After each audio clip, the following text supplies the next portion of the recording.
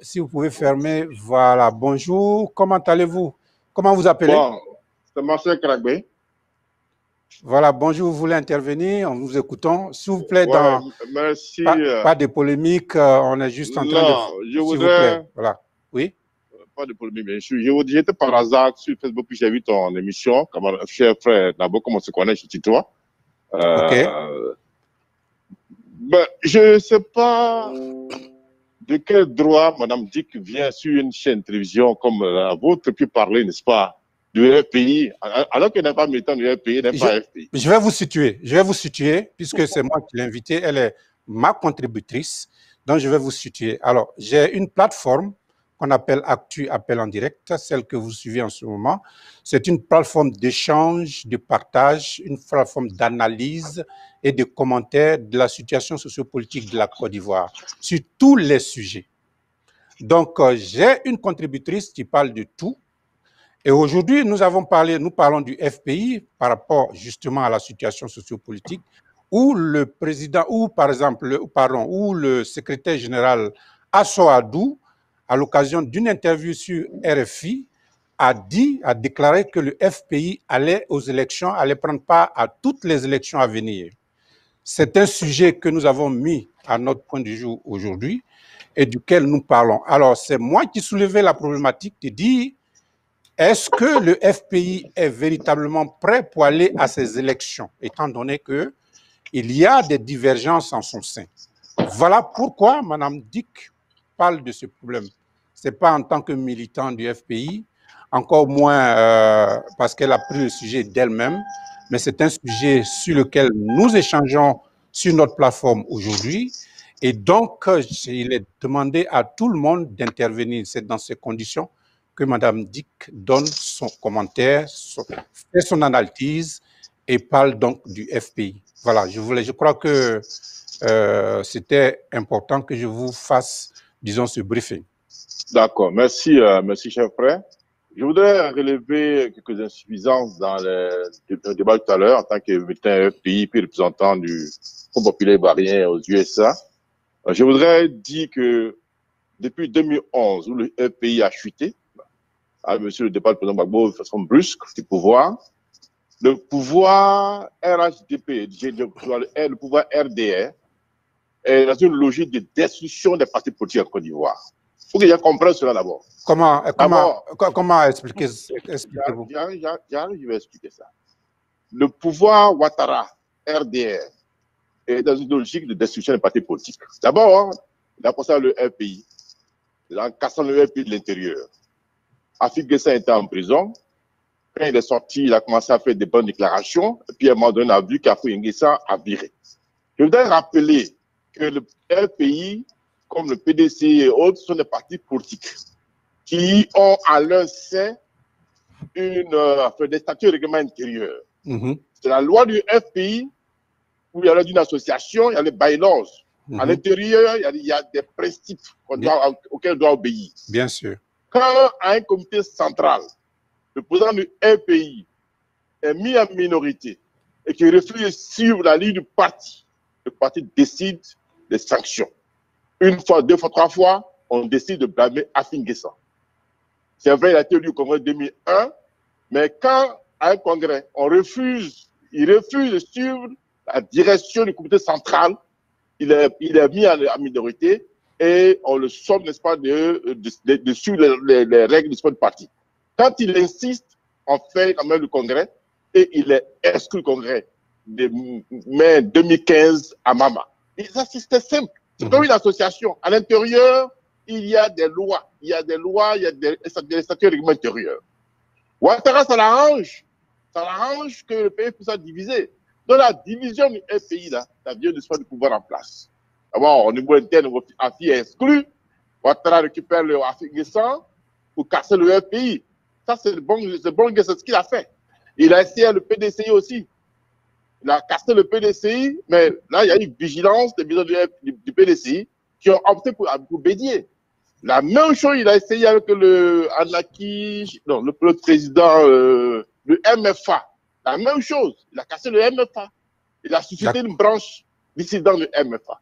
Après, il a suscité une branche du leader. Regardez bien ce qu'il fait. Donc, il est dans une logique de destruction du parti politique. Donc, le Afingessa est reconnu par le pouvoir Ouattara. Mais par les textes du pays, il n'est pas reconnu comme président. Ça, c'est quelque chose qui est clair. Donc, il faut qu'on soit vigilant. Le pouvoir Ouattara dit non, nous, ça, on reconnaît. Parce que ça l'arrange qui divise le FPI. Alors, nous qui sommes à l'extérieur, que ce soit PDC ou FPI ou ailleurs, on doit être vigilant pour que Ouattara est dans une logique de destruction du parti politique. Et c'est ce qu'il a fait au FPI. Bon. Il a tenté au PDC RDA. Je voulais vous poser une question à ce niveau. Oui. Ouais. Nous parlons de paix, nous parlons de dialogue, nous parlons de négociation en fait de la Côte d'Ivoire en ce moment. Tout ce que vous êtes en train de dire, ce sont des problèmes qui sont arrivés au sein du FPI, votre parti politique.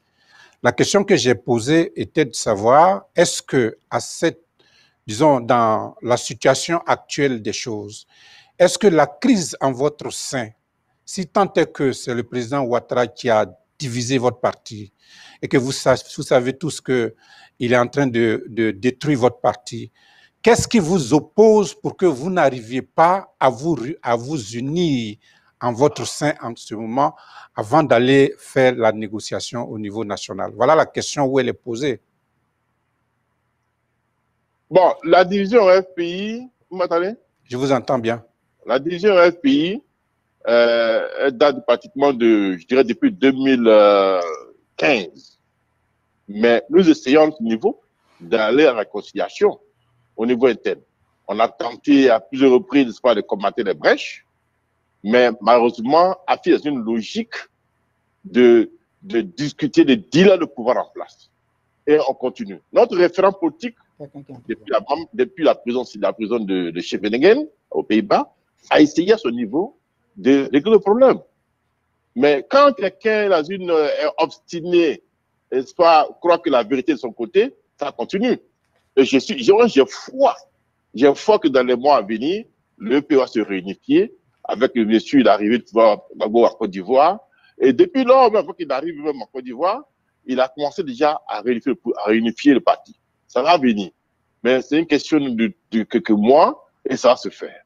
Et j'ai espoir. Au PDCI, par exemple, nos alliés PDCI, le président Bédier, étant présent à Abidjan, en Côte d'Ivoire, a su, n'est-ce pas, recadrer, n'est-ce pas, les jeunes gens, les militants du PDCI qui ont été un peu difficiles à son égard, mais heureusement, eux, ils se sont retrouvés au RHDP.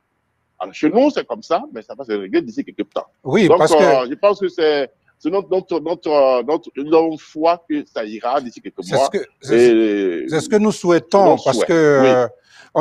on s'est dit, qu'est-ce qui peut opposer tant des frères pour qu'ils n'arrivent pas à s'entendre jusqu'à ce niveau? On voit souvent les déclarations de Yassou Adou, et tout récemment, il n'a pas été au niveau de la coalition de l'opposition. Il a carrément dit que si Affi N'Guessan est présent, lui, il s'en va. Donc, ça met en évidence, disons, cette fracture à un niveau tel que, bon, on s'amène à poser des questions pour comprendre véritablement pourquoi est-ce que les frères d'une même formation politique n'arrivent pas à s'entendre. Justement, c'est un peu cela que nous posons comme question. Nous sommes heureux de vous avoir comme responsable politique pour essayer d'éclairer les Ivoiriens. Merci Clément. Au niveau du CNT, c'est ce que parlait du CNT, sa mise en application, il y a un problème quelque part.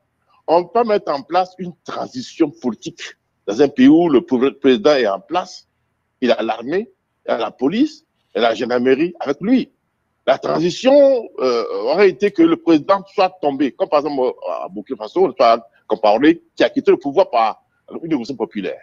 Quand il n'y a plus de président, on met une transition. Je pense qu'à ce niveau-là, il y a quelques difficultés. Il y avait une tendance, la tendance du FPI et DS, qui voulait qu'on fasse beaucoup attention, qu'on aille prudemment avant de créer le CNT, et la majorité qui était le PDCI, ses alliés, le CNDP, ils étaient alliés, ils voulaient forcément une CNT, rapidement.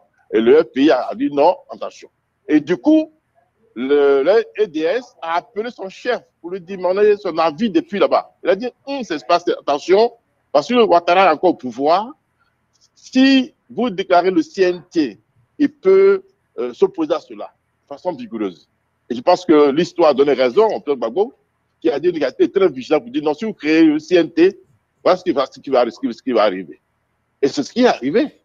Ouattara est au pouvoir. On ne peut pas aller créer un comité de transition alors que le président est encore au pouvoir. C'était dans la logique. Et je crois que le Gbagbo a été très visionnaire, il a été très intelligent, et il a raison après. Et c'est lui qui, maintenant, pour décanter la situation, a appelé Ahmed Baraïko pour que Ahmed Baraïko intervienne pour lever le blocus au domicile du président Bédié et les autres responsables politiques de la place. Aujourd'hui, nous avons espoir que nous avons vu après la suite que les blocus ont été devant le domicile des différents hommes politiques. Merci. Et c'est une bonne chose. Donc, le CNT n'est pas mort. Enfin, il est mort, mais il peut revenir plus tard si Ouattara tombe. Donc, pour l'heure, il faut aller à un dialogue politique apaisé pour que les exilés politiques partout entrent en Côte d'Ivoire, pour que la vie politique reprenne. Et on va négocier avec Ouattara encore. Si ça ne marche pas, on trouvera une formule. Parce que la lutte politique, elle n'est pas linéaire. Il y a toujours des embûches en chemin.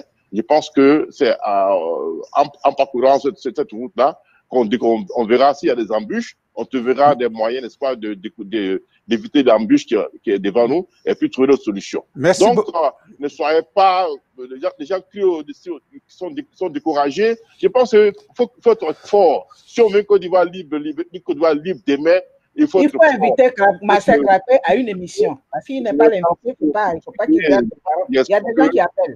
Il y aura d'ici quelques temps au niveau de la Côte d'Ivoire si les Ivoiriens sont déterminés à cela. Merci. Merci beaucoup, M. Crabé. Merci. Je vais, comme l'a dit ma contribution, on va organiser une émission. Vous allez nous parler du FPI. Mais je reste, je peux comprendre dans vos explications que vous êtes toujours dans la logique du CNT et que vous ne reconnaissez pas le pouvoir de Ouattara, n'est-ce pas? Non. Merci beaucoup et bonne journée à vous. Au revoir.